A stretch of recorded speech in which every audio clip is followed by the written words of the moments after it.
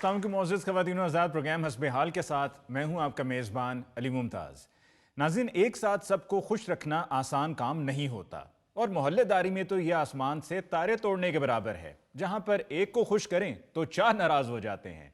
आइए चलते हैं लतीफ़ी स्ट्रीट और देखते हैं कि वहां पर क्या हो रहा है। जाहिर है अली मियाँ, ऐसे बेवकूफों की इस मुआशरे में कमी नहीं है जो दूसरों की खुशी बर्दाश्त ही नहीं करते। और कुछ कम वक्त तो ऐसे हैं जो दूसरों को खुश रहने भी नहीं देते।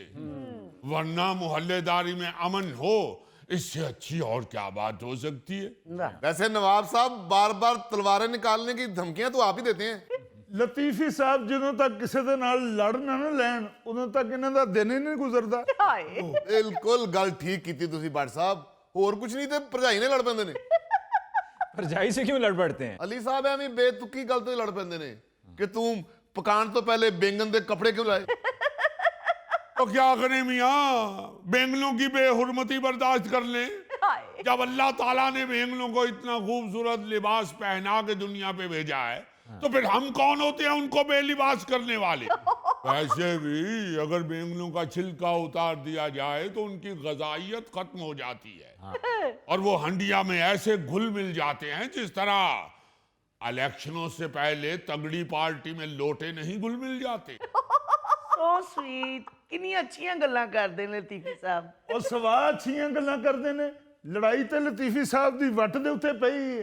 ਕੱਲ ਲੈਨਮੈਨ ਵਾਰਡਾ ਦੇ ਨਾਲ ਲੜਦੇ ਪਏ ਸਨ। लड़दे पे सन। समझ नहीं आंदा, समझ नहीं आती कि केड़ी गल तो लड़ रहे ने। ਉਹਨਾਂ ਨੂੰ ਕਹਿ ਰਹੇ ਸਨ ਕਿ ਵੀ ਸਾਨੂੰ ਇੰਨਾ ਬਿਜਲੀ ਦਾ ਬਿੱਲ ਕਿਉਂ ਭੇਜਦੇ ਹੋ। और इसमें कौन सी गलत बात है बताइए। ਉਹਨਾਂ ਨੇ ਕਿਹਾ ਜਿੰਨੀ ਤੁਸੀਂ ਬਿਜਲੀ ਬਾਲਦੇ ਹੋ ਉਹਨਾਂ ਅਸੀਂ ਬਿੱਲ ਭੇਜ ਦਿੰਦੇ ਹਾਂ। अली साहब उनको कहने लगे कि आपको कैसे मालूम कि हम हीटर जलाते हैं, आप क्या हमारे साथ रहाइश पजीर हैं। अब इसमें कौन सी बुरी बात है, बताइए जरा, क्या सच नहीं कहा हमने। ਉਹ ਭੱਟ ਸਾਹਿਬ मैं अपनी अखा ना वेख्या गली च पापड़ा नाल लड़ रहे ने, पापड़ा वाले नाल। उन्होंने कह रहे ने अबे पापड़ की आंखों में तुमने मिर्चें क्यों डाली। अगों पापड़ा वाला भी सीधा हो गया। वो कहंदा नवाब साहब छड़ दे, वो पापड़ ने केड़ी अखबार पढ़नी हुंदी। अली साहब होर ते होर कुल्फियां वाले नाल लड़ पैंदे जे। वो कुल्फी वाले नूं कह रहे ने तुम्हें पता नहीं कि नवाब ठंडी कुल्फी नहीं खाते। अगर लतीफी स्ट्रीट में कुल्फी बेचनी है तो नॉर्मल लेके आया करो। अरे आप तो वही कम अकल, आपको क्या मालूम ठंडी चीजें खाने से दांत खराब होते हैं, हमें खुद डॉक्टर मियाँ ने बताया है। और वैसे भी अली मियाँ, अगर हम भी ठंडी कुल्फी खाएंगे तो फिर नवाबों में और रियाया में क्या फर्क रह जाएगा। तो नवाब साहब आप फिर कुल्फी खाया ही ना करें। लो बताओ भाई, पढ़ा लिखा आदमी में हमारे नवाबों के खाने पे कदगन लगा रहा है। यार होर मैं तुहानू की दसां बकरा ईद वाले दिन अपने बकरे नाल लड़ रहे ने। उन्होंने कह रहे ने तुम चारा खाते हुए पूंछल क्यों हिलाते हो। अगर तुम पूंछल ना हिलाओ तो चारा कम खाते हो। और इसमें कौन सी गलत बात है, हमने खुद उसकी पूंछ पकड़ के देखा, फिर वो खाना छोड़ देता है। यानी कि नवाब साहब आप ये कहना चाह रहे हैं कि बकरी की दुम उसका रिमोट होती है। लो देखो ना, पढ़ा लिखा आदमी फौरन समझ गया है। अली साहब कूड़ा उठाने वाले से लड़ रहे थे, हमारी सब्जी काटने वाली छुरी कूड़े में चले गई है। आपने जब भी हमारे घर का कूड़ा उठाना है तो छान के उठाना है। अबे और डग्गे, तुम्हें क्या मालूम, वो छुरी हमारी परदादी की निशानी थी। और हमारी परदादी हमारी अम्मा को बताया करती थी कि ये छुरी टीपू सुल्तान की वालदा ने उनको तोहफे में दी थी। तो नवाब साहब इतनी तारीखी छुरी आपने आलू छीलने के लिए रखी हुई थी, उसको तो आपको फ्रेम करके दीवार पे लगाना चाहिए था। लतीफी साहब जरा ये बात बताएं कि तोहफे में जो छुरी दी थी ये टीपू सुल्तान की अम्मा क्या वजीराबाद की थी। और तो और मांगने वाले से लड़ पड़े। कहने लगे ये कौन सा मांगने का तरीका, ये डोल और ये थैला हमारा होता तो आज हमारे प्लाजे होते। अली मियाँ जी, आज ये दोनों शख्स वो फसादी चुगताई की जुबान बोल रहे हैं, कहीं इन सब का एका तो नहीं हो गया। हाँ भाई, किसकी बातें हो रही हैं? चुगताई साहब लतीफी स्ट्रीट च दो लोगों की गल हुंदी है, वो हो रही है। जाहिर सी बात है, लतीफी साहब हमारे बड़े हैं, अगर इनकी बातें नहीं होगी तो किसकी होंगी। क्या क्या लतीफी साहब आपके बड़े हैं, ये क्या सुन रहा हूं मैं? सच कह रहे हैं, मेरे अब्बा तो सोए हुए भी आपका नाम लेते हैं, बस जरा लहजा मुख्तलिफ होता है। क्या मतलब लहजा क्या मुख्तलिफ होता है भाई, वो तो जरा बताओ। लतीफी साहब, जाहिर सी बात है, जब आदमी सोया हुआ होता है तो लहजा उसका गनूदगी वाला ही होता है ना। नवाब साहेब, अगर तबीयत पे गड़ा ना गुजरे तो जरा अंदर तशरीफ लाइए। हाँ हाँ, कौन गिर गया? लो, खोता खूह विच गिर गया है। हद हो गई है। अकेले निकाल लोगे कि मैं हूं? भट्ट साहब बैठे रहो, फिर उन्होंने 2 करने पैने। वो कमबख्त, तुम्हें 1000 दफा मना किया है कि चंद दिन तक लतीफी साहब को गुस्सा चढ़ाने वाली कोई बात नहीं करनी। जी अब्बू। खैरियत है? लतीफी साहब से कोई काम तो नहीं पड़ गया आप लोगों को? ओ अली साहब, इस पूतरे हुए नवाब से मुझे सिर्फ इतना काम है कि ये बस अपने काम से काम रखे। क्या मतलब जी? अली साहब, हर गली मोहल्ले में ऐसा किरदार जरूर होता है जो दूसरे के रंग में भंग जरूर डालता है, और ऐसे ही एक किरदार ये लतीफी भी है जो हर खुशी में अपना लुच जरूर तलता है। चुगताई साहब छड्डो तुसी लतीफी नू, तुसी ये दसो छत्तां दा कुछ बनया, किसी नाल गल हुई है? बाबर चाचू, एक पार्टी से बात हुई है, आज वो यहाँ का विजिट करने आ रही है। बस आप लोग लतीफी चचा को संभाल के रखना।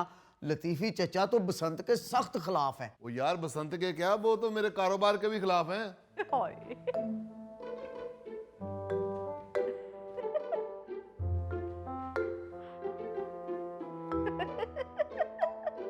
चाचा, हमें पता आप बसंत मना रहे हैं, हमें भी पतंग उड़ाने का मौका देंगे?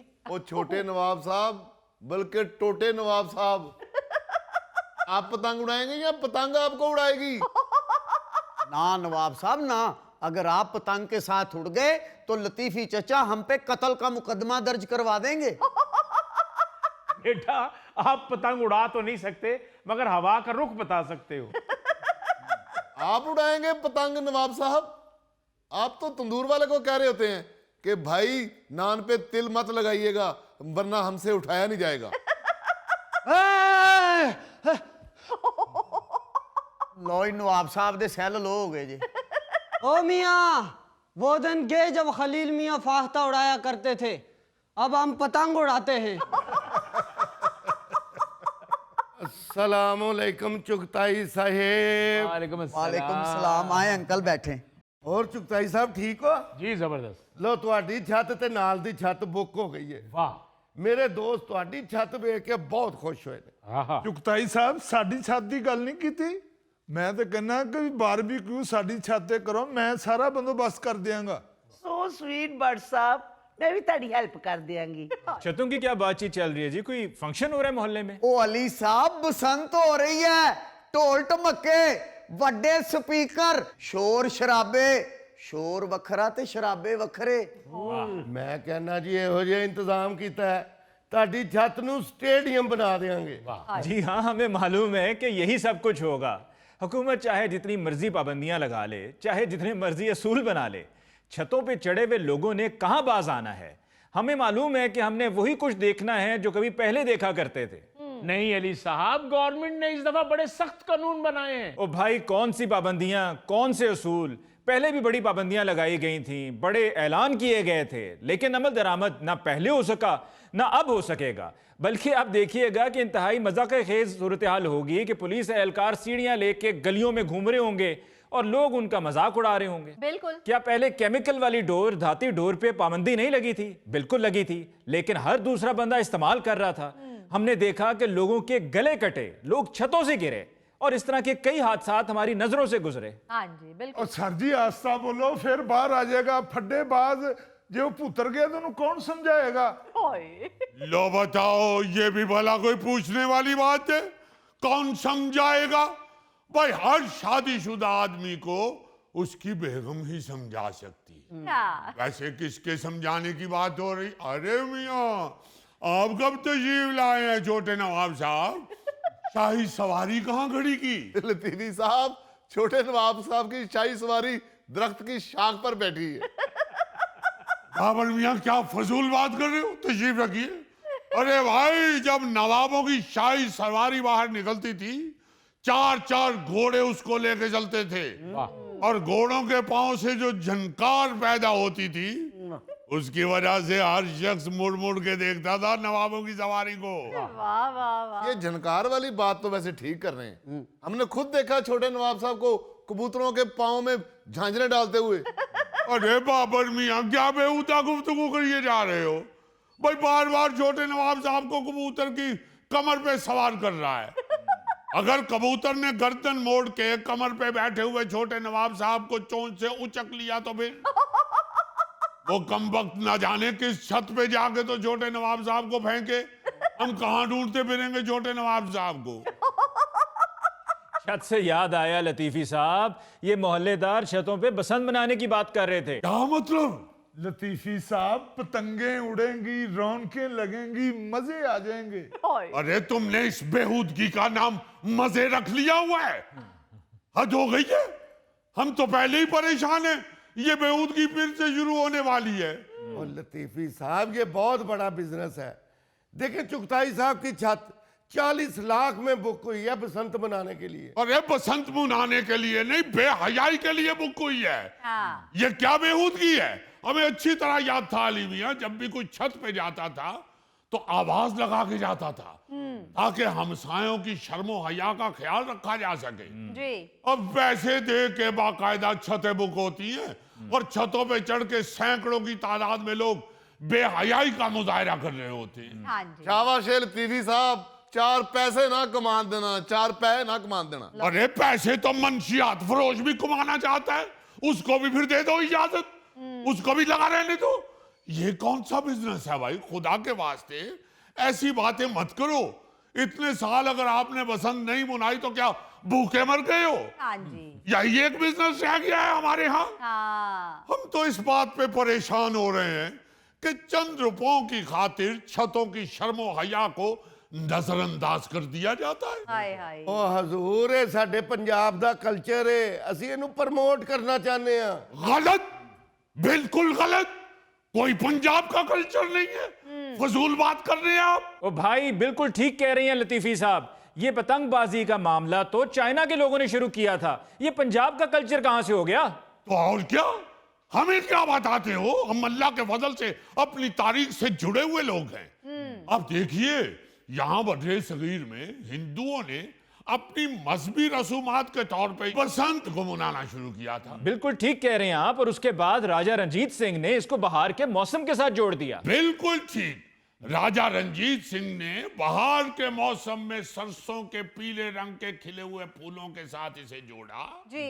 और पीले रंग की पतंगे उड़ाना शुरू की पीले रंग के धागे के साथ। बिल्कुल ठीक कह रहे हैं आप। भाई उन्होंने तो बहार के मौसम को मनाने के लिए शुरू किया, आपने इसमें मुकाबलाबाजी शुरू कर दी। हाँ। आपने पीले रंग के साथ साथ इसमें शीशियां पीस पीस के डालनी शुरू कर दी, केमिकल डालने शुरू कर दिए, दाती तारें लगानी शुरू कर दी। हाँ। इस कदर खतरनाक कर दिया सारी डोर को और पतंग को और बसंत को कि अल्लाह माफ करे। जी जी बिल्कुल। गली में बच्चों के गले कट रहे हैं और छतों पे नारे लग रहे हैं, बो काटा बो काटा।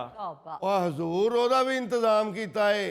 ਇਹ ਮੋਟਰਸਾਈਕਲਾਂ ਦੇ ਉੱਤੇ ਸੇਫਟੀ ਤਾਰਾਂ ਲਾਈਆਂ ਗਈਆਂ ਨੇ। अरे भाई, क्या फजूल बात कर रहे हो? हाँ। कई सालों से आप मोटर बाइक वाले को हेलमेट तो पहना नहीं सके, अब आप सेफ्टी तारें लगवानी शुरू हो गए हो। हाँ जी। क्या आपके मुल्क में बाकी सारे मसाइल हल हो गए हैं जो इस मसले को लेकर बैठ गए हुए हो? बिल्कुल। कोई बात करो करने वाली। लोगों की, गरीब आदमी की रोटी के लाले पड़े हुए हैं, जान के लाले पड़े हुए हैं, आप मोटरसाइकिलों पे तारें लगवाते फिर रहे हो। ओहो, बोल बोल के लतीफी का गला खुश्क हो गया है। जाओ टीपू, अंकल के लिए पानी का गिलास लेकर आओ। अरे खबरदार, हमें नहीं चाहिए आप लोगों की नकली हमदर्दी। हाय। लतीफी अंकल का गला खुश्क हो गया है, पानी ले आओ। बच्चों के गले कट रहे हैं, डोरे और पतंगे खरीद के ले आओ। हाय। अरे हमारा गला नहीं खुश्क हुआ, आपकी आंखों का पानी खुश्क हो गया है। हाँ। आपको नजर नहीं आ रहे वो कटे हुए गले जो कई साल कटते रहे। बिल्कुल। अल्लाह अल्लाह करके भाई इससे जान छूटी थी। या तो है ना, बाकी सारे मसाइल आपने हल कर दिए हैं पंजाब के। हाँ। इसलिए अब पंजाब में ये बड़ा ही जरूरी त्योहार मनाया जा रहा है और सारी मशीनरी को इसके लिए ऑन किया जा रहा है कि बसंत मना लें हम। बिल्कुल। कहीं पंजाब के सकावत को कोई दाग ना लग जाए। बसंत बड़ी जरूरी है पंजाब की सकाफत के लिए। बिल्कुल ठीक कह रहे हैं आप। क्या हुआ, क्यों चीख रहे हैं नवाब साहब? घूंघट निकालिए। अच्छा जी। ये कुछ भी नहीं हुआ, ये छोटे नवाब साहब तंग कर रहे हैं, कह रहे हैं मैंने बसंत मनानी है। क्या क्या? वो जी समझा रहे हैं इनको कि आप कन्नी देते हुए पतंग के साथ अगर उड़ गए तो कौन पकड़ेगा आपको, कौन संभालेगा आपको? और क्या, नवाब साहब के साथ डोर बांध के किसी ने गाठी बना ली तो फिर? सही बात है, छत पे बारबेक्यू भी होना है, कोई चिड़ा समझ के नवाब साहब को सीख पे ना चढ़ा दे। यार इतना इजी ना ले, नवाब साहब पतंग को कन्नी बांधने के काम भी नहीं आ सकते। सही बात है जी, नवाब साहब का होना जरूरी है। तलावे डालते हुए नवाब साहब के साथ पतंग में सुराख ही कर लेंगे। मैं तो ये सोच रहे हैं कि छोटे नवाब साहब के पैरों 'ਚ डोर ਦੀਆਂ ਗੁੰਝਲਾਂ फस गई ना, तो इन्होंने सारी छत पे लुडियां पाਉਂਦੇ फिरना। नवाब साहब, इन्हें मना कीजिए, छोटे नवाब की इतनी तारीफें मत करें, इनको नजर लग जाएगी। अरे कुछ तो लगने दो उनको, खाया पिया तो उनको लगता नहीं है। नाज़रीन, इसके साथ ही हम लेते हैं एक ब्रेक, मिलते हैं ब्रेक के बाद। क्या फजूल हरकत है, इन्होंने क्या केकड़ों का मेला करवाना था? पहले तफसील तो सुनो, फिर बहस भी कर लेना। आई एम वेरी सॉरी थैले, आई एम सॉरी। तुम मुझे बहुत मायूस करते हो।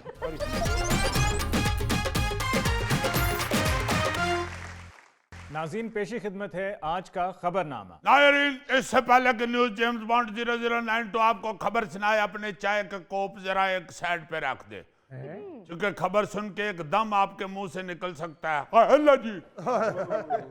और इससे चाय आपके कपड़ों के ऊपर भी गिर सकती है, इसलिए एहतियातन चाय के कप जो है वो जरा साइड पे रख दें और खबर सुने। खबर क्या है? आए हाय हाय, आयरलैंड में जिंदा केकड़ों से भरा ट्रक खाई में जा गिरा। दरवाजा खुलने से 15,000 जिंदा केकड़े सड़क और खेतों में फैल गए।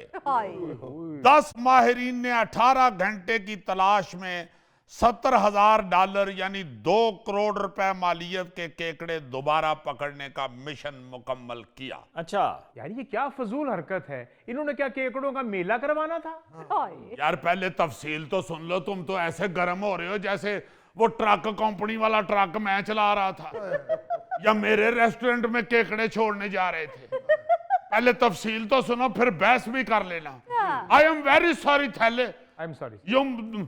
तुम मुझे बहुत मायूस करते हो। बात कुछ यूं है अली मुमताज साहब जी, ये डिलीवरी कंपनी का ट्रक आयरलैंड के एक इलाके से पकड़े गए केकड़े पुर्तगाल के रेस्टोरेंट्स और स्टोर पे पहुंचा रहा था। अच्छा। और उसे ये टेंशन लगी हुई थी कि केकड़े वहां पहुंचते पहुंचते कहीं बासी ना हो जाएं, इसलिए वो ट्रक तेज चला रहा था। रास्ते में ये हादसा पेश आ गया, कंटेनर जो है वो टूट गया और केकड़े उसमें से निकल के तो फिर खेतों में सैर करने निकल गए। ओ माय गॉड, फिर क्या हुआ? बस होना क्या था, तानू तो पता ही है, तुसी सियाने बियाने बंदे हो।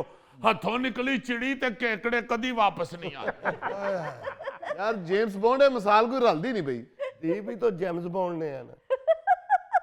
यार ਉਹਨਾਂ ਦੇ ਹਜ਼ਾਰਾਂ ਕੇਕੜੇ ਦੌੜ ਗਏ ਨੇ, ਤੁਹਾਨੂੰ ਆਪਣੇ ਕੇਕੜੇ ਦੀ ਪਈ ਤੁਹਾਨੂੰ ਆਪਣੇ ਜਿਮਸ ਬੌਂਡ ਦੀ ਪਈ। बहुत बुरी बात है। अच्छा हुआ ये जी अपना अली मुमताज साहब कि ड्राइवर बेचारा जो है वो बौतर गया, उसने कंपनी को फटाफट फोन करके बताया, उन्होंने उधर से 10 अफराद की टीम फौरन वहां पहुंचा दी। अच्छा। और उन लोगों ने कई घंटे की मेहनत के बाद केकड़ों को हाथों से पकड़ पकड़ के बड़े थैलों में डाला। अच्छा जी। और दोबारा उन्होंने ट्रक में लादा। तब कहीं जाकर डिलीवरी वाले की जान छुट्टी बेचारे की। बताना मैं ये चाह रहा हूं आज आपको कि ये जो बेचारे डिलीवरी वाले होते हैं, किसी वक्त ये ऐसी ऐसी मुश्किल में फंस जाते हैं कि बंदे को यकीन ही नहीं आता। यार ये डिलीवरी वाले जानवरों की डिलीवरी भी करते हैं? यस, बड़ी बड़ी अजीब चीजों की डिलीवरी इन बेचारों को करनी पड़ती है। जानवरों में तो ये केकड़े, मछलियां, झींगे और पता नहीं कौन कौन सी चीजें। और आजकल के डिलीवरी वाले बेचारे तो बड़ी बड़ी खतरनाक चीजें और जानवर लाद के तो जा रहे होते हैं। अच्छा जी। आपने ये थोड़े दिन पहले नहीं खबर देखी, वो एक शेर का बच्चा लेके जा रहे थे किसी चिंगची रक्षे में। अच्छा। उसने वो बच्ची का बायू काट लिया था।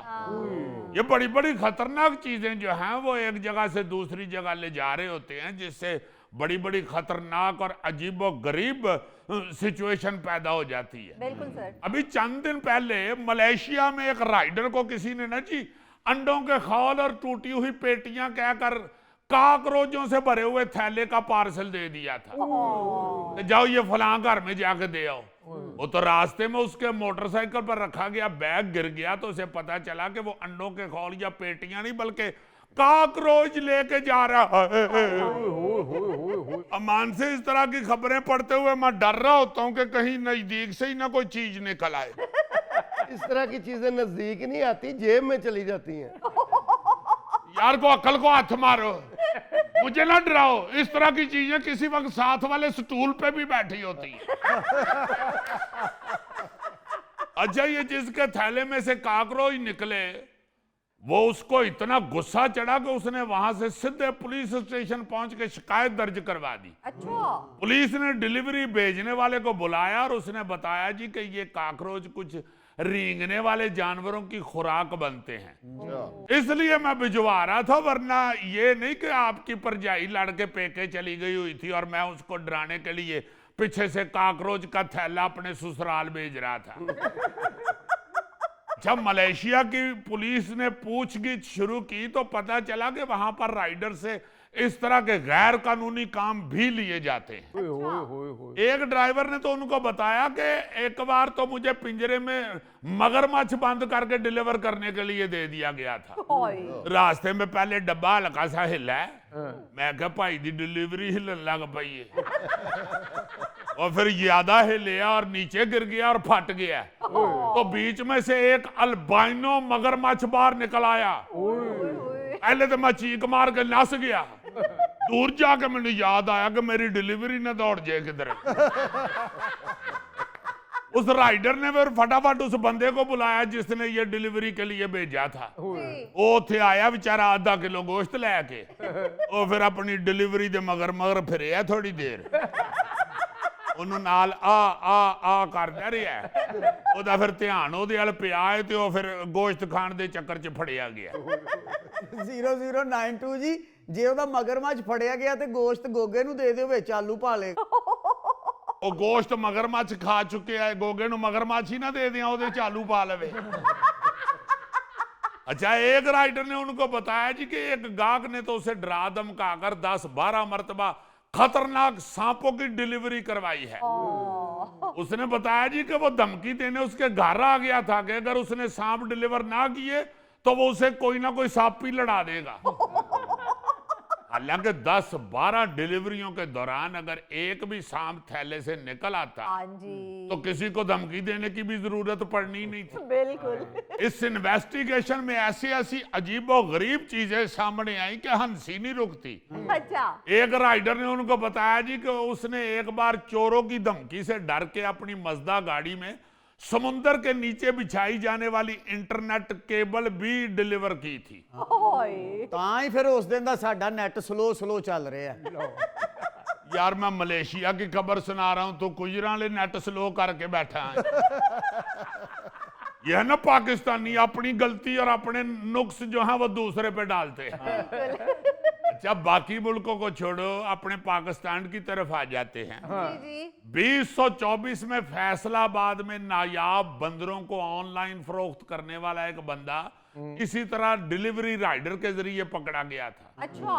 वो मुलजम फूड डिलीवरी बॉय की मदद से जानवरों की सप्लाई करता था, मगर पंजाब वाइल्ड लाइफ की एक खातून अफसर निमरा रशीद ने एक तालबा का रूप धार कर गाहक के तौर पर उनसे बंदरों की डिलीवरी मंगवाई। अच्छा। और इस नेटवर्क को पकड़ लिया। इस बंदे का भी यही काम था कि गैर कानूनी जानवरों की ये डिलीवरी करवाता था। यार जेम्स बॉन्ड, जब मैं घर जाता हूँ ना तो गली की नुक्कड़ में एक बड़ा खतरनाक कुत्ता बैठा होता है। क्या कोई डिलीवरी बॉय उसको कुत्ते को गिलगित बल्तिस्तान छोड़ के आ सकते हैं? गिलगित बल्तिस्तान क्यों जी? यार यहाँ कहीं नजदीक छोड़ के आए ना तो वो मेरे से पहले घर पहुंचा होता है। यानी तेरा मतलब है गिलगित बल्तिस्तान माइनस टेंपरेचर जा रहा हो, कुत्ता उथे इंज करके फिरदा रहेगा। उथों के कुत्तियां नूं कह रहा हो यार मैं इधर नवा नवा आया तो कोई माची ला लवो। ਉਹ ਇੱਥੋਂ ਕੋ ਸੁੱਕੀਆਂ ਲੱਕੜਾਂ ਲੱਭੋ ਮੈਂ ਮਰ ਗਿਆ ਤਾਂ ਉੱਥੇ ਜਿੰਨੀ ਠੰਡ ਪੈ ਰਹੀ ਹੈ ਉਹਨੂੰ ਕੋਈ ਹੱਡੀ ਵੀ ਪਾਏ ਤੇ ਉਹਨੂੰ ਕੁਲਫੀ ਲੱਗਣੀ ਹੈ। अच्छा ये तो अभी मैंने आपको सुनाई है जानवरों की डिलीवरियां। अब जरा हंसी कंट्रोल करके सुने। इंडिया में 2023 में एक भारतीय शहरी ने अपनी सास को राइडर के जरिए जंगल में पार्सल करवा दिया। पुणे शहर के रिहायशी कुमार या देव की सास उसके घर से जाने का नाम नहीं ले रही थी। अच्छा जो तेनर ही ਉਹਨੂੰ ਆਪਣੇ ਘਰ ਛੱਡ ਕੇ ਆਇਆ ਹੈ ਅਗਰ ਉਹ ਫੇਰ ਆਪਣੀ ਧੀ ਦੇ ਨਾਲ ਰਹਿਣ ਵਾਸਤੇ ਆ ਜਾਂਦੀ उसके दामाद ने दिमाग लड़ाया और अपनी बीवी की गैर मौजूदगी में एक राइडर को बुलाकर सास को बहाने से उसके साथ रवाना कर दिया और लोकेशन एक जंगल की लगा दी। वो राइडर जब लोकेशन को फॉलो करता करता जंगल में पहुंचा ना तो वो बात समझ गया। उन्हें क्या अच्छा और तेन करना मैं ठीक। उन्हें सास सहुरा ने कहा मां जी बैठो वापस। वो वापस जाके वो जवाई दे बूहे अगे ओदी सस नूं ला के दौड़ गया और सस साहबा नूं समझ आ गया कि मां जी तुसी अपने जवाई नूं कहना कि लोकेशन वापस इत्थे ही ले आई। लो जी वो सास और जो उसकी बेटी थी वो बात को समझ गई।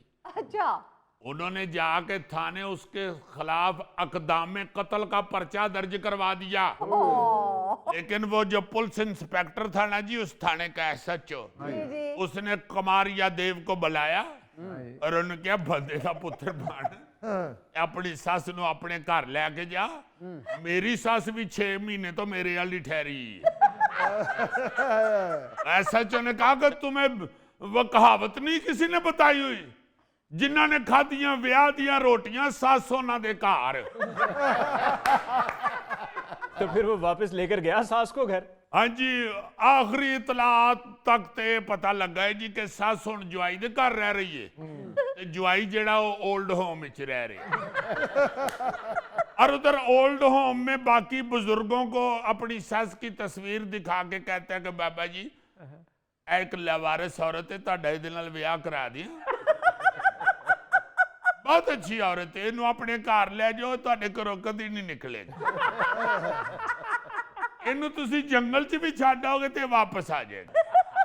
एक बारी हाँ करो बड़ी वफादार है जिस घर च वड़ जाए उथों निकलदी नहीं जी। जेम्स बॉन्ड इस मुंडे नूं किसी बाबे ने बहुत कुड़ना है। क्यों जी? उन्हें कहना इस औरत तो अक के ते मैं ओल्ड होम च आया तू फिर दी फोटो लाया। अच्छा एक और मजाया वाकया सुन ले। चीन के शहर वुहान में एक लड़की ने ना जी मंगनी खत्म करनी थी। अच्छा उसकी मंगनी कहीं हुई थी जी हुई थी। अच्छा तो उसने सोचा कि मैं मंगनी खत्म कर दूं। उसने डिलीवरी बॉय को बुलाया और उसके हाथ पार्सल भेजा एक मंगनी की अंगूठी अच्छा और साथ मंगनी तोड़ने का एक खत लिख के उसे दिया कि ये वाली मुंदरी और ये खत फलां जगह जाके तो लड़के को दे आओ। वो लड़का मंगेतर की बेरुखी और फोन ना उठाने से पहले ही बड़ा तपा हुआ था। वो जब डिलीवरी बॉय उसके पास पहुंचा जी ये आपका पार्सल आया है उसने वसूली के दस्तखत करने से पहले पार्सल खोल के देख लिया अच्छा और अंगूठी और खत देखकर शदीद गुस्से में आ गया। ਉਹਨੇ ਜਿੰਨਾ ਵੀ ਉਹਦਾ ਗੁੱਸਾ ਸੀ ਨਾ ਜੀ ਲੜਕੀ ਦੇ ਉੱਤੇ ਉਹ ਸਾਰਾ ਉਹਨੇ ਡਿਲੀਵਰੀ ਬੁਆਏ ਤੇ ਕੱਢ ਦਿੱਤਾ। ਉਹਨੇ ਡਿਲੀਵਰੀ ਬੁਆਏ ਨੂੰ ਰੱਜ ਕੇ ਫੈਂਟੀ लाई। वो डिलीवरी बॉय बेचारा कोट छोट का के वहां से निकला और सीधा पुलिस कॉल कर ली उसने। पुलिस ने आकर उस दिल जले आशिक को जेल और डिलीवरी बॉय को अस्पताल दाखिल करवाने के लिए मदद की। फिर डिलीवरी बॉय जेड़ा वो अस्पताल च दाखिल है उतो अपने दोस्त डिलीवरी बॉयज ਨੂੰ फोन कर करके कहता रहता गल सुनो और किसी दे मंगनी तोड़न वाला पार्सल ना किधरे खड़ना। और कोई भी कुड़ी तुहानू कहे कि आ मंगनी तोड़ रही या मैं विआह खत्म कर रही हूं जाके मेरे खावंद नू खत दे आ उन्होंने कहो भैन जी जिन्ना खादियां गाजरां ढिड उन्हां दे पीड़। कोई खतून भी अगर आपको कहे कि ये मंगनी की अंगूठी या कोई खत शत कोई इस किस्म का लड़ाई झगड़े वाला जाके मेरे खावन तक पहुंचा दो तो उन्होंने कहो कि भैन जी तुसा बीजिया तो तुहां ही वड्डना है लो फड़ो। इसको छोड़ो, जेम्स बॉन्ड जो वो आपने पीछे नहीं सुनाया था, वो लड़की ने मंगनी की अंगूठी वापस भेजी थी, उसकी कहीं मंगनी या शादी हुई है? शादी का तो उसने इरादा तर्क कर दिया, अब उसने इश्तिहार दिया कि मुझे बाप की शफकत चाहिए। चलो फिर थैला साहब हो गए। यार पूछ तुम रहे हो तो थैला कद लिए अगे होवे। भाई मेरे तो अभी उछलने कूदने के दिन है। दिन तो तुम्हारे हैं, मगर ना तुमसे उछला जाएगा ना कूदा जाएगा। कहीं से कूदोगे तो दीवार गिराओगे, कहीं उछलोगे तो टोए डालोगे। नाज़रीन, इसके साथ ही हम लेते हैं एक ब्रेक, मिलते हैं ब्रेक के बाद। Happy birthday to you. ਬੈਜੋ ਆਰਾਮ ਨਾਲ। ਤੁਸੀਂ ਕੀ ਖਲੋ ਕੇ ਤੇ ਸਕੂਲ ਦੀ ਅਸੈਂਬਲੀ ਸ਼ੁਰੂ ਕਰ ਦਿੱਤੀ ਹੈ।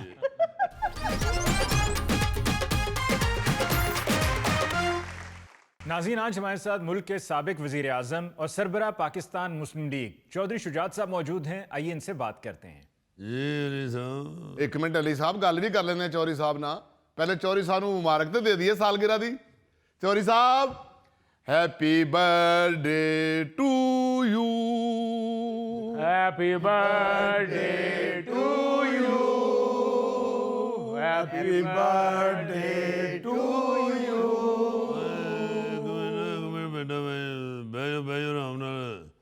ਤੁਸੀਂ ਕੀ ਖਲੋ ਕੇ ਤੇ ਸਕੂਲ ਦੀ ਅਸੈਂਬਲੀ ਸ਼ੁਰੂ ਕਰ ਦਿੱਤੀ ਹੈ। देखें भाई, ये अली मुमताज़ साहब, जी चौधरी साहब, आप जानते हैं कि मैंने सालगिरह की तकरीब आज जो है वो पहले ही मुलतवी कर दी थी। मैंने कहा कि हमारे मुल्क के अंदर इतना बड़ा हादसा हुआ है, कराची में जो पेश आया हादसा, इतने लोग वहाँ अल्लाह को प्यारे हो गए हैं। जी जी जी। तो हम केक काट कर खुशी मनाते हुए अच्छे नहीं लगते। अगर वो भी हमारे बहन भाई बच्चे थे, अगर उनके घर में सोग है तो उनके साथ हम भी सोगवार हैं और उनके दुख में हम बराबर के शरीक हैं। बात तो आपकी बिल्कुल ठीक है चौधरी साहब। चले हम भी आपको सादगी से सालगिरह की मुबारकबाद दे देते हैं, जैसे मिर्जा गालिब ने बादशाह को सालगिरह की मुबारकबाद दी थी। तुम सलामत रहो 1000 बरस, हर बरस के हों दिन 50,000।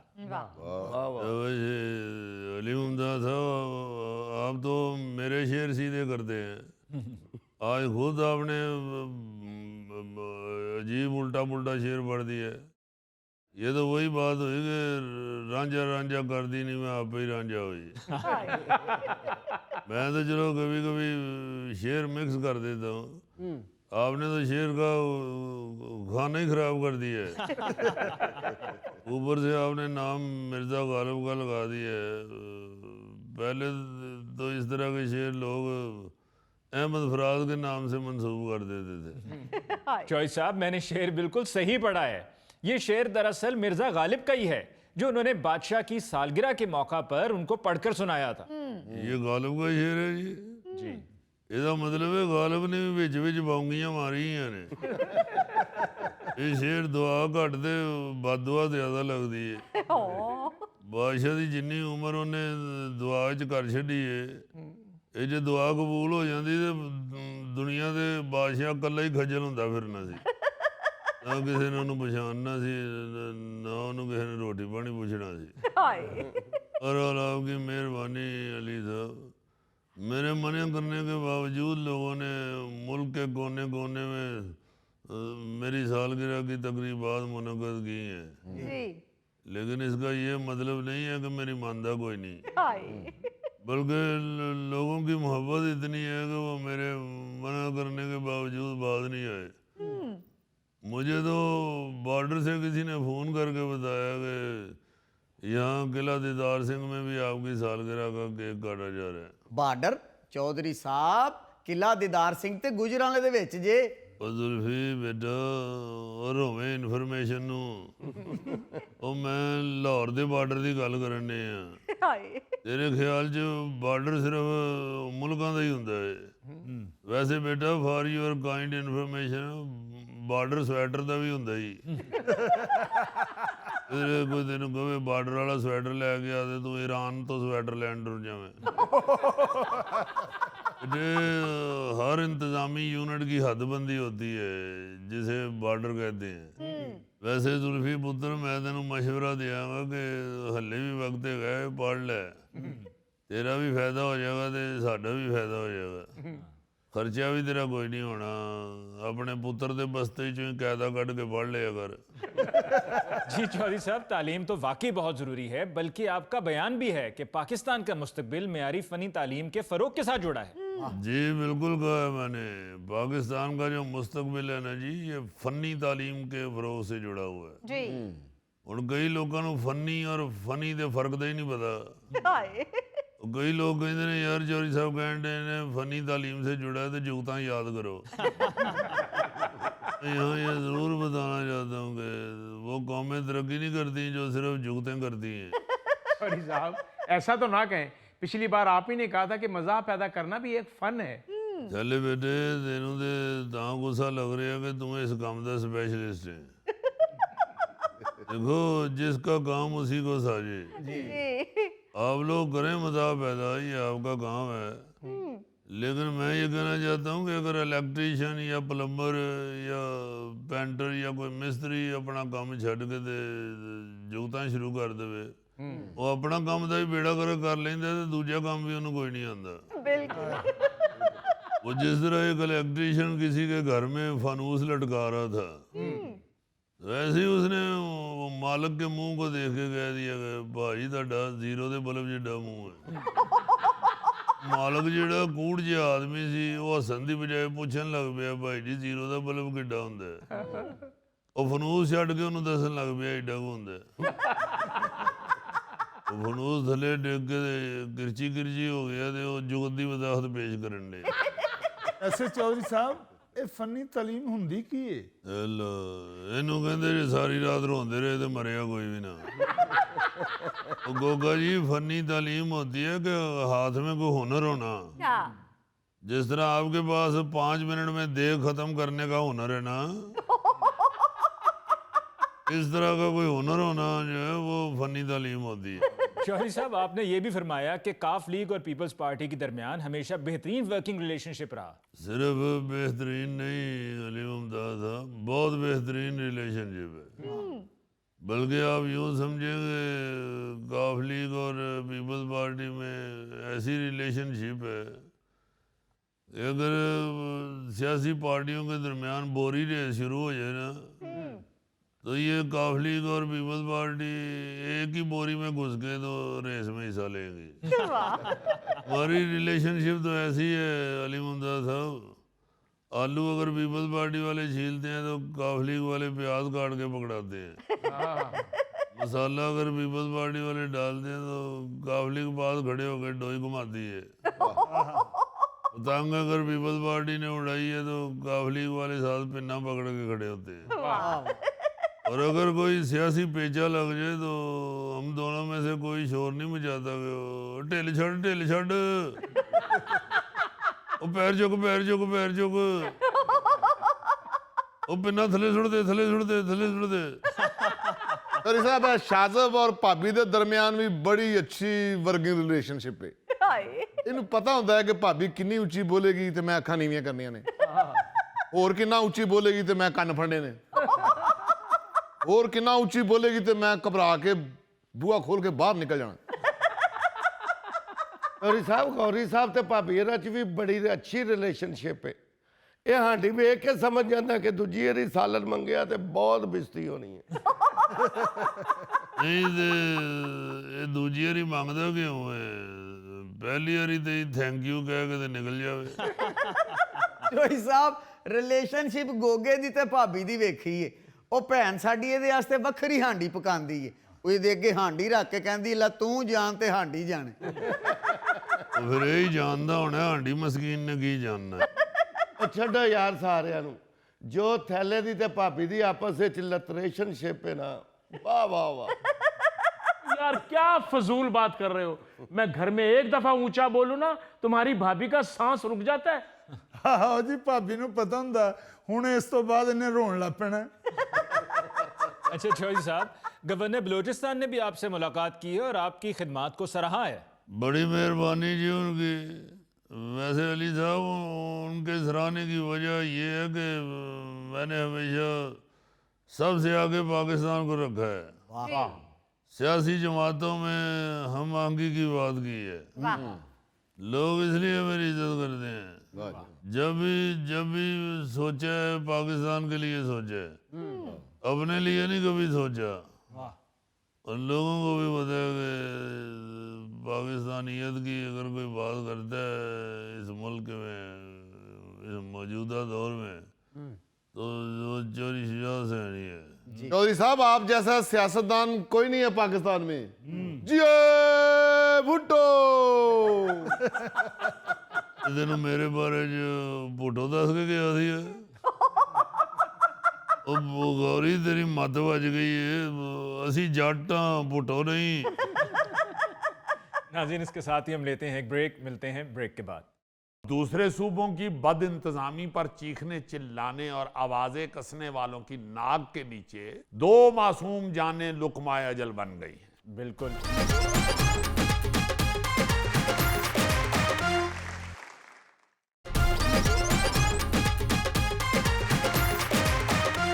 अली मुमताज साहब, वतन अजीज में हर आए दिन कोई ना कोई ऐसा वाकया जरूर पेश आता है कि बाखुदा अपने आप से नफरत शुरू हो जाती कि हम किस कौम के मेंबर हैं, जी हाँ, हम किस कौम के बंदे हैं। मतलब बहुत सारी ऐसी चीज़ें हैं जिस पे पॉइंट स्कोरिंग कर रहे होते हैं लोग, वो पूरी दुनिया में होती हैं। ये चोरी चुकारी, डकैतियाँ, फ्रॉड, ये वो सारा कुछ होता है। हाँ जी। मगर हमारे वतन के अंदर ऐसे ऐसे वाकयात भी होते हैं जो कहीं दूसरी जगह सुनने को नहीं मिलते। जी इंतहाई फजूल किस्म के वाकयात, बिल्कुल। और नतीजा उसका इतना खौफनाक होता है कि दिल को हाथ पड़ता है कि ये क्या हुआ है।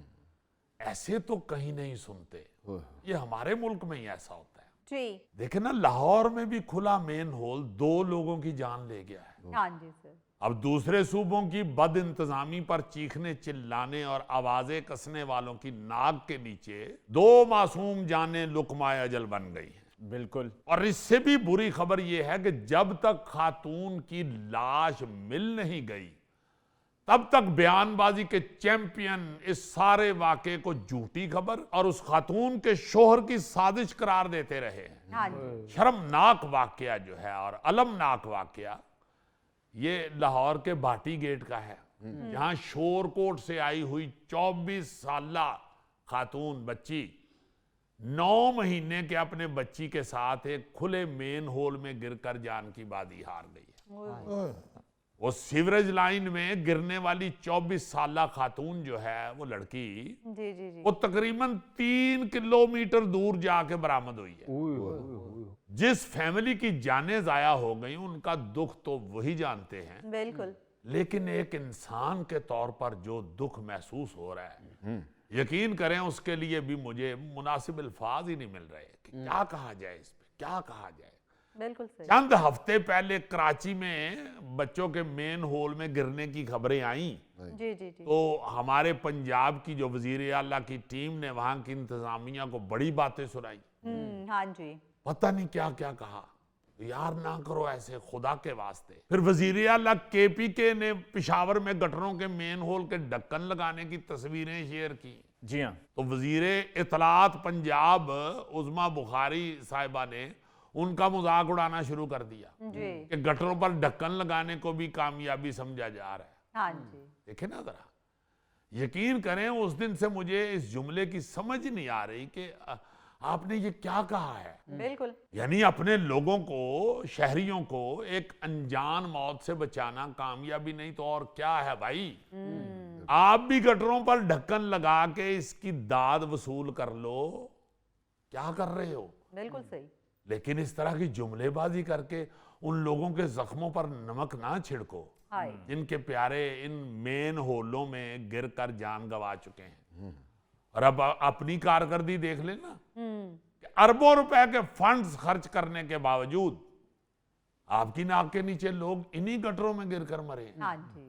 ऐसे ही गटर में गिरी है ना ये बच्ची और उसकी बिल्कुल बेटी। सर। जी जी।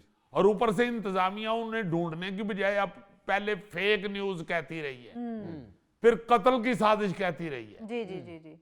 और फिर अब मुंह छुपाती फिरती है। भाई सीएम साहिबा का एक बयान सोशल मीडिया पर चल रहा है कि मैं रोजाना रात को रिपोर्ट्स देखती हूं कि कहीं कोई गटर का ढक्कन तो नहीं खुला रह गया। जी, क्योंकि गटरों में गिरने वाले बच्चे सिर्फ एक जान नहीं बल्कि अपने वालिदैन की कुल मता होते हैं। बिल्कुल सही बात। तो सीएम साहिबा की खिदमत में गुजारिश करना चाहता हूं कि गटरों के ढक्कन आपको रिपोर्ट्स में कभी खुले नहीं मिलेंगे। हाँ बिल्कुल। कल जब वो बकर से वापस आई हैं तो उन्होंने मीटिंग की है और वो जो असिस्टेंट कमिश्नर हैं उस इलाके के, उनको काफी झाड़ पिलाई है कि भाई आपको पता नहीं था कि आपके जो इलाके के गटर के ऊपर ढक्कन नहीं है। ढक्कन नहीं है, हाँ जी।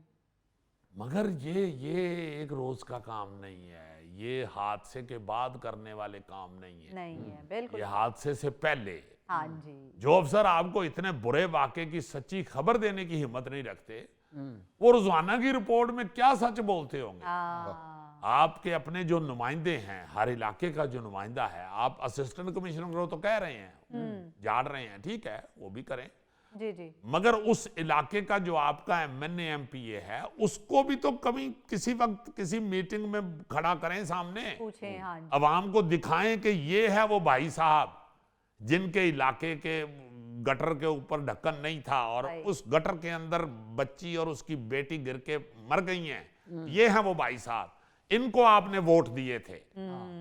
काम दोनों तरफ से करें ना। हाँ जी।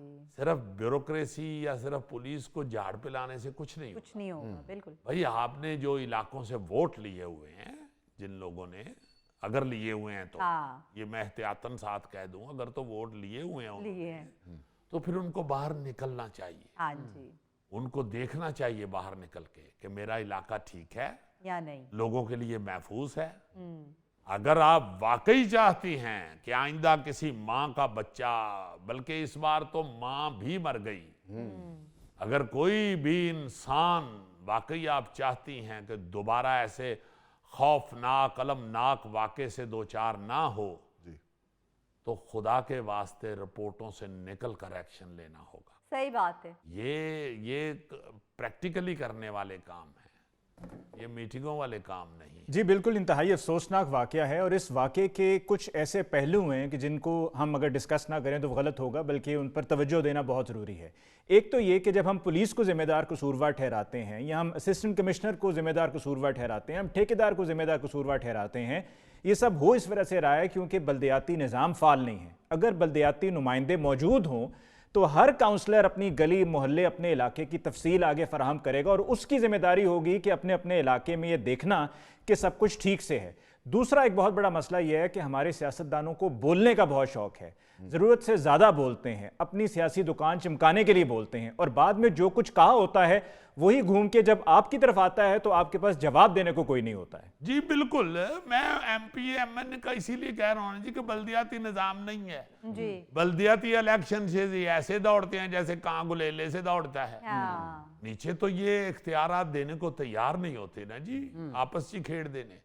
तो भाई अगर नहीं है बल्दियाती निज़ाम आपके पास, नहीं है काउंसलर चेयरमैन आपके इलाकों में, तो फिर जो हैं जिनसे आप मुल्क चला रहे हैं उन अवामी नुमाइंदों से पूछें। हाँ जी। अच्छा, इन रिपोर्टों को देखें तो एक खबर ये भी सामने आई है कि जब ये वाकया पेश आया तो जो एमडी वासा साहब हैं उन्होंने ये बयान दिया कि जी गटरों की मौजूदा हालात जो हैं वो ऐसे नहीं कि कोई शख्स मेन होल में डूब के मर जाए। उनके मुताबिक उस वक्त मेन होल में सिर्फ 1 फुट पानी मौजूद था और इतने कम पानी में ना कोई डूब सकता है और ना ही बह सकता है, ये उन्होंने कहा है। लेकिन हकीकत ये है कि खातून मर भी गई और बह भी गई। हाँ जी। हो सकता है तफ्तीश में कुछ और हकीकत भी सामने आ जाए, सही बात है। लेकिन ऐसे लोगों की रिपोर्टों में कहां किसी गटर का ढक्कन गायब होगा जो आपको रिपोर्ट देते हुए असल हालात ही नहीं बताते हैं। बिल्कुल सही। अच्छा, अब इस वाक़े के हवाले से वासा और टीपा के जो अदारे हैं जी जी, वो वाक़े की जिम्मेदारी एक दूसरे पर डालते रहे और मुकामी इंतजामिया वाक़या को जुटलाती रही। सिर्फ रेस्क्यू वाले इन लोगों को तलाश करते रहे।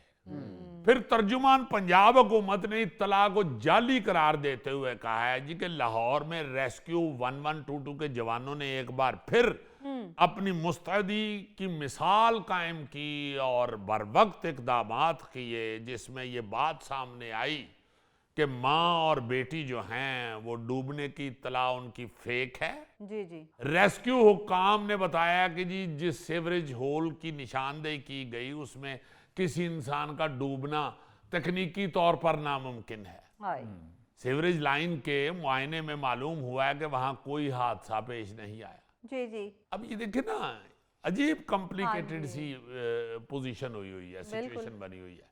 अच्छा, एक रिपोर्ट ये भी आई है कि खातून के वालिद ने दावा किया है कि उनकी बेटी को कत्ल किया गया है और ससुरालियों को गिरफ्तार किया जाए।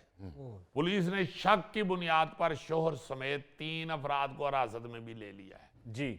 अब जो डीआईजी ऑपरेशन है फैसल कामरान, उन्होंने बताया जी कि 4.5 घंटे की कोशिश के बाद उस खातून की लाश उस जगह से मिल गई है जहां सीवरेज लाइन खत्म होती है। अच्छा उन्होंने कहा जी कि बज़ाहिर ऐसा लग रहा है कि जिस वक्त ये वाकया हुआ उस वक्त सीवरेज लाइन में पानी का फ्लो ज्यादा होगा जो बाद में कम हो गया है। उन्होंने कहा जी कि सीसीटीवी फुटेजेस देख रहे हैं, उन फुटेजेस से मुकम्मल तफसील पता चलेगी कि क्या वाकया हुआ था, जी जी खातून किस वक्त कहाँ थी। वैसे उन्होंने कहा जी कि खातून के शौहर समेत गिरफ्तार अफराद को रहा कर दिया गया है। हाँ जी अब रिपोर्ट्स की बुनियाद पर वजीर आला साहिबा फैसला कर लें कि उन्होंने सिर्फ रिपोर्टें ही पढ़नी हैं या रिपोर्टें बनाने वालों से पूछना भी है कि ये क्या हो रहा है भाई। बिल्कुल सही। अच्छा, ये सारी सिचुएशंस देख के मेरे जहन में ये आ रहा था कि कुछ दिन पहले हमने ये एक खबर यहाँ डिस्कस की थी कि गुजरांवाला में गोंदलावाला रोड के ऊपर दुकानों को सील कर दिया गया जी जी जी जी कि भाई आप अपने सामने जो डिवाइडर है सड़क के दरमियान रंग करवाएं से उसको रंग करवाएं और खुद करवाएं। हाँ तो सरकारी है वो, मगर दुकानदारों की दुकानें ताले लगा दिए गए कि पहले इसको रंग करवाएं फिर आपकी दुकानें खुलेंगी। खोलेंगे। हाँ जी तो भाई ये जो गटर हैं ये जिस जगह पे खुले होते हैं कुछ इस तरह का भी बना दें कि वो पास जो घर हैं या पास जो दुकानें हैं उनकी भी कोई जिम्मेदारी लगा दें। जी बिल्कुल कुछ सही। इस तरह का ऐलान कर दें, कोई उसूल बना दें कि अगर किसी के इलाके में, किसी की गली में, किसी की सड़क के ऊपर, दुकान के सामने, फैक्ट्री के सामने अगर कोई गटर खुला है हाँ हाँ हाँ तो फौरी तौर पे उसकी इत्तला करें या फौरी तौर पे उसको किसी चीज से ढांपें, ऐसी कवर कोई करें। चीज उसके ऊपर रख दें कि दूर से पता चल जाए कि ये गटर खुला है। हाँ जी तो ये तो अब करने की चीजें हैं, ये इसका सिर्फ नहीं होना चाहिए, अमली तौर पे कुछ करना पड़ेगा। बिल्कुल सही बात। अब बहुत हो चुका है। अब हर दूसरे तीसरे हफ्ते ये हम इंतहाई शर्मनाक खबर सुनते हैं जी कि गटर में गिर के बच्चा जहां बहक हो गया, गटर में गिर के बंदा को मर गया, गटर में गिर के को खातून अपनी जान खो बैठी। ये बड़ी शर्मनाक खबर है। जी बिल्कुल। नाज़रीन, इसके साथ ही आज के प्रोग्राम हस्बे हाल का वक्त खत्म हुआ चाहता है। अपने मेज़बान अली मुमताज़ को दीजिए इजाज़त। अल्लाह निगहबान।